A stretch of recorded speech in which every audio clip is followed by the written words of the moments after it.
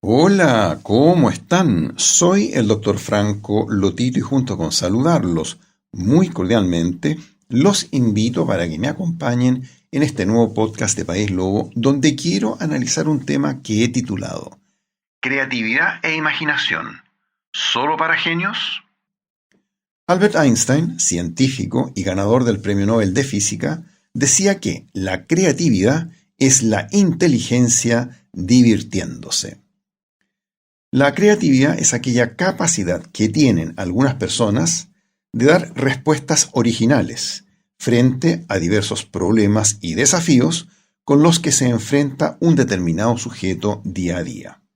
La creatividad también puede ser vinculada con conceptos tales como pensamiento original, pensamiento divergente o imaginación constructiva. Para las personas que no lo saben, destaquemos la siguiente aseveración de los expertos. La creatividad se desarrolla y se aprende de igual forma de cómo se aprende a leer. Por lo tanto, no es una habilidad que sea propia solo de genios o de gente brillante, ya que el potencial creativo existe en todos nosotros, razón por la cual no es necesario poseer rasgos de personalidad o de inteligencia que sean excepcionales, a fin de desarrollar la creatividad.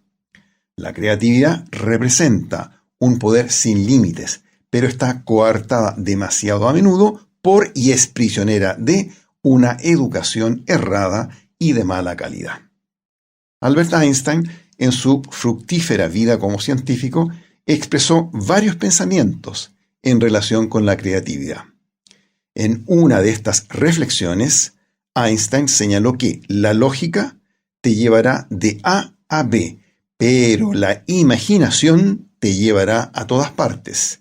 Y a Einstein lo condujo a plantear la teoría de la relatividad, teoría que más de 100 años después sigue dando mucho que hablar. En este sentido, la creatividad es aquella cualidad que nos permite quebrar el marco cognitivo habitual con el fin de ver y observar las cosas desde un punto de vista totalmente distinto y exponencial. El investigador británico Ken Robinson, un experto reconocido a nivel mundial en el ámbito de la creatividad y la educación, asegura en su libro Escuelas Creativas que las escuelas de todo el mundo, salvo honrosas excepciones de países como Noruega, Japón, Finlandia, Singapur, Dinamarca, Suecia, desperdician el talento y matan la creatividad de millones de estudiantes muy tempranamente, porque están impulsadas principalmente por intereses políticos y comerciales, y además porque tienen una idea totalmente errada de cómo aprenden las personas, razón por la cual Robinson pide a todos aquellos gobiernos que realmente se interesan por una educación de calidad de los niños, cuyos principales ingredientes activos deberían ser precisamente la imaginación, la curiosidad y la creatividad, revertir el inmenso daño que se está haciendo a la humanidad y al progreso de una nación, cuando se frena, coarta e inhibe el poder creativo que la persona porta en su interior por medio de una educación de mala calidad, una educación trasnochada que está equivocada tanto en la forma como en el fondo.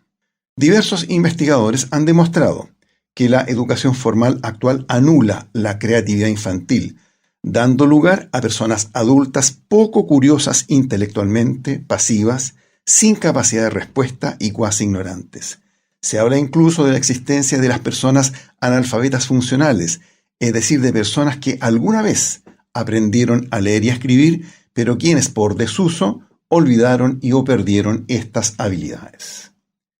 Lamentablemente, lo que se privilegia hoy en día es la mediocridad, el aprendizaje de memoria y la repetición automática y robótica de la materia que enseñan los docentes, quienes, por razones de una débil formación académica, por falta de tiempo, frustración profesional, por falta de recursos, mala infraestructura, desinterés, por falta de vocación, bajos salarios, agotamiento, estrés, etc., se desentienden totalmente del acto de asegurarse si el estudiante comprendió o no aquello que ahora está repitiendo como papagayo ante el profesor. Es más, el estudiante es castigado si no repite textualmente lo que el maestro le enseñó. Las notas, las pruebas y los exámenes se convierten en la finalidad última del sistema educativo en lugar de usarse como un método diagnóstico, sin que le importe un rabo a nadie cómo llegó el estudiante a obtener sus notas y si realmente aprendió las materias impartidas. Se ha demostrado asimismo que muchas universidades orientadas al lucro y universidades públicas también entregan títulos profesionales de baquelita, es decir, basura inservible, tal como lo expresó literalmente un ex ministro de Educación, en que el profesional egresado demasiado a menudo tiene severos problemas para leer de corrido y comprender pensamientos e ideas abstractas. La pregunta entonces es, ¿cómo se espera que una persona sea creativa bajo estas condiciones?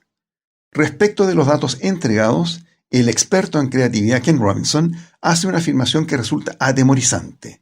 El sistema educativo ha sido concebido para satisfacer las demandas de una sociedad industrializada, mano de obra disciplinada y barata con una preparación técnica mínima para servir los intereses del Estado, sin importar quién esté gobernando, mientras los ciudadanos agachen la cabeza y no sean capaces de pensar por sí mismos. La buena noticia es que todos estamos en condiciones de reactivar nuestra capacidad para ser creativos, aunque esta capacidad esté dormida o enterrada en nuestro subconsciente.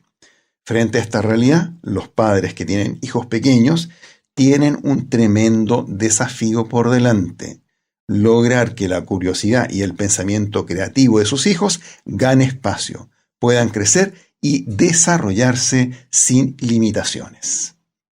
Ser creativos exige que reestructuremos el pensamiento, de forma tal que seamos capaces de modificar la forma en que enfrentamos los problemas y por esta vía estemos en condiciones de probar distintas soluciones hasta encontrar aquella que sea mejor.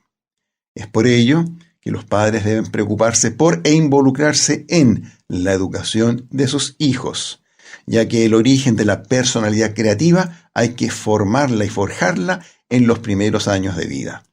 ¿Cómo se logra esto?